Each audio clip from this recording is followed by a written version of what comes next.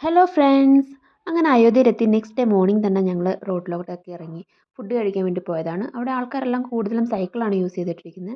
അങ്ങനെ ഞങ്ങൾ അവിടെ ചെറിയൊരു കട കണ്ട് അവിടെ ഭട്ടൂര കഴിക്കാൻ വേണ്ടിയിട്ട് കയറിയതാണ്. നല്ല അടിപൊളി ഫുഡാണ് കേട്ടോ അവിടത്തേക്ക്. അങ്ങനെ ഞങ്ങൾ ഭട്ടൂര നല്ല ചൂട്, അത് നല്ല തണുപ്പ് സമയത്താണ് ഞങ്ങൾ പോയിരിക്കുന്നത്.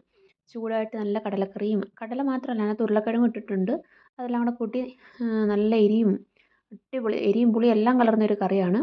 പിന്നെ അതിൻ്റെ സൈഡിലൊരു പാനിപ്പൂരിയുടെ വെള്ളമാണോ എന്താണെന്നറിയില്ല, അതിൻ്റെ ഒരു ടേസ്റ്റ് ഫ്ലേവർ എനിക്ക് തോന്നിയിട്ട് ഞാൻ ആദ്യമായിട്ട് കഴിക്കുകയാണ്. അത് നല്ല ടേസ്റ്റ് ഉണ്ടായിരുന്നു.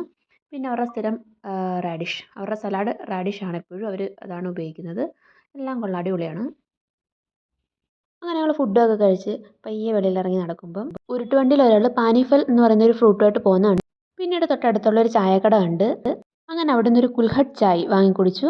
പിന്നെ ചായയുടെ കൂടെ കപ്പ് നമ്മൾ കൂടെ കിട്ടിയതുകൊണ്ട് ഞാൻ എടുത്തുകൊണ്ട് പോരുന്നു. ബൈ.